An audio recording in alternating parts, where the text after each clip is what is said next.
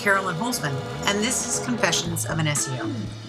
My initial purpose behind this podcast was to bring SEOs together with a better understanding of what we do and how to support each other, and with the businesses that we serve to experience a more reasonable balance of power.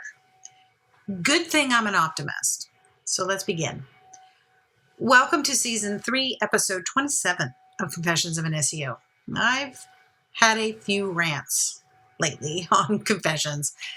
This profession can be so inspiring and a little depressing, sometimes lonely, and full of discoveries that likely only a very small handful of other SEOs are interested in.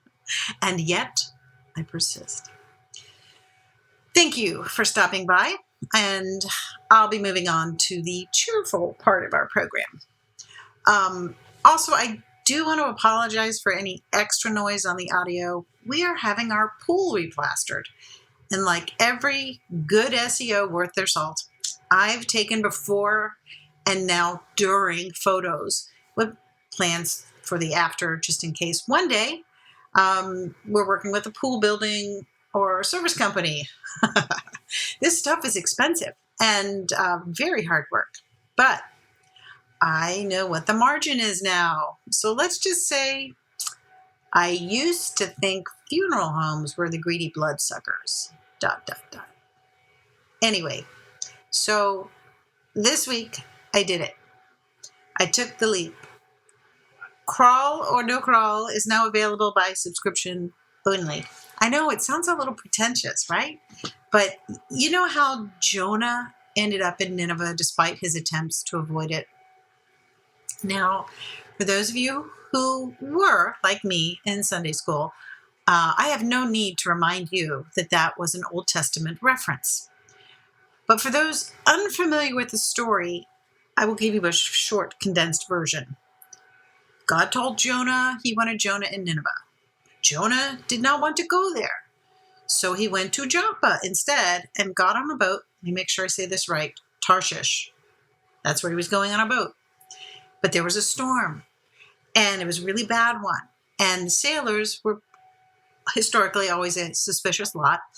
They thought the storm had to be punishment because there must be something on the boat that was evil. Now, Jonah was feeling guilty, told them, it might be me, toss me overboard. They were reluctant, but despite their best efforts, they couldn't get to shore, so they tossed him, and the storm stopped. Whereupon, once Jonah was in the water, a whale swallowed him up and kept him for 3 days and 3 nights in the belly of the whale. I'm sure you've heard that before. So eventually, the whale spit him up on the beach at Nineveh, so he ended up right where he was supposed to be from the get-go. Now, the full story takes a realistic human turn, and you can check that out for yourself. There's actually an entire book in the Old Testament about it, so you can look up Jonah.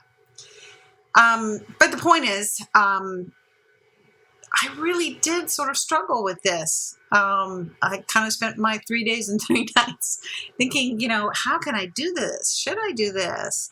But, I kept coming back to, and I have to admit, I do spend a lot of time on getting the data together, preparing content, being able to express it as best I can. And I do try in like normal words, normal language, and, reading and studying server logs, which I enjoy greatly, but trying to do all that and everything else that I do to pay the bills, it was getting too cumbersome. And at the same time, I'd been getting advice from other SEOs and some people who were somewhat familiar with publishing, and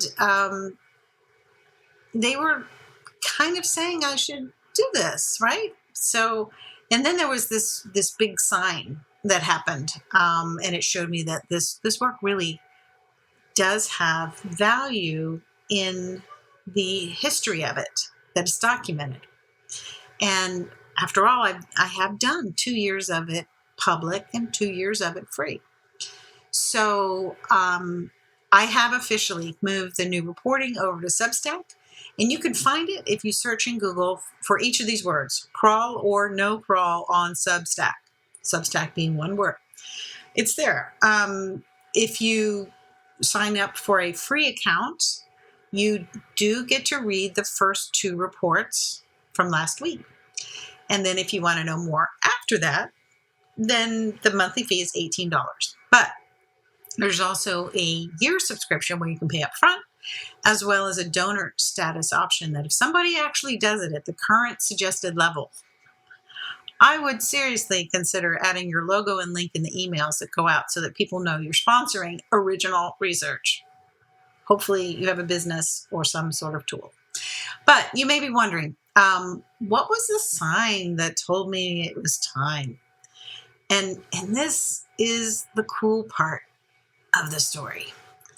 I got a call from an agency who was getting sued by a former client to recover the amount that they had paid to the agency for making a new site and getting the old site's URLs to redirect over to the new ones. Now, the crux of the matter was the client only saw the old URLs in the search results, in the Google pages. Now, if they clicked, of course, that page redirected them or it took them over to the new site, to the new page. But the client could not see the new domain anywhere in Google results when they searched for their keywords or for the new name of their company.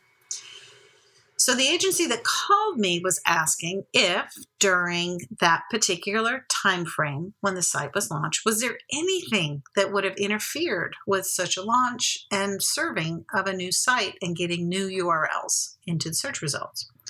In other words, was Google having any issues with new content?